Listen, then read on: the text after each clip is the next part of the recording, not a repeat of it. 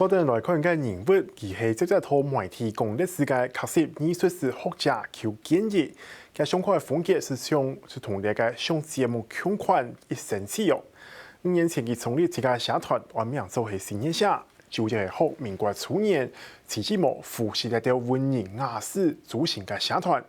再提供語文愛好者一個討論文史嘅交流平台，嚟透過安尼來推廣語文教育。我們要當時的錢幣式的面額是。上節目講刑法、講歷史，講到老強。對他老爸做什麼生意？做手套的。全款內容扮作係上課顧客生氣。兩邊的人的話就踩那個東西吃，然後。搞好方式一新款有變化，可同度不是都有互動同肖像，竟然了解藝術史，一下變到一形式。覺得對藝術跟我的生活等等的都會有相連貫，你看東西的感覺跟以前就不一樣了。在這邊我可以學習更多更深入的有關歷史方面的一種藝術方面的一種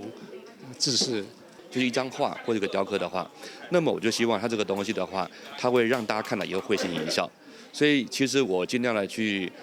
把這個東西讓它更世俗一點。每代本大家都曉得欣賞藝術，邱建業幾年來透過文教機構同公益嘅場合來教課，為一個遺憾是希望自家嘅語文演體，所以從5年前成立社團是原名做新月社。實際上呢，新月社的話，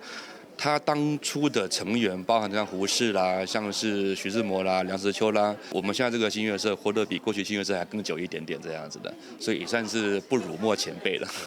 民國初年，新月派嘅新人來致敬，邱建業嘅紀念嗰個同90萬年嘅日本老建築改造，變做係有文藝氣息嘅空間。30萬平嘅教室，手柄做嘅地板，還有書架旁表面各種嘅書，同按有人文氣息嘅環境空來上文思考，好人都起到一輕鬆。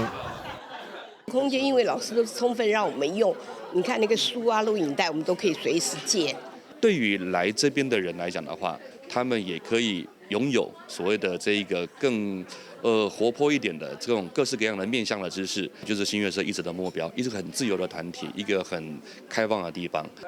有這個語文基地，邱建業下一步是後來請更加多嘅文史藝術嚟到各兩邊嘅專家進駐來搞好，擴大藝術發通參加範圍，嚟推動平民辦街新文化傳統。客家新聞鍾淑輝、廖啟生台北報道。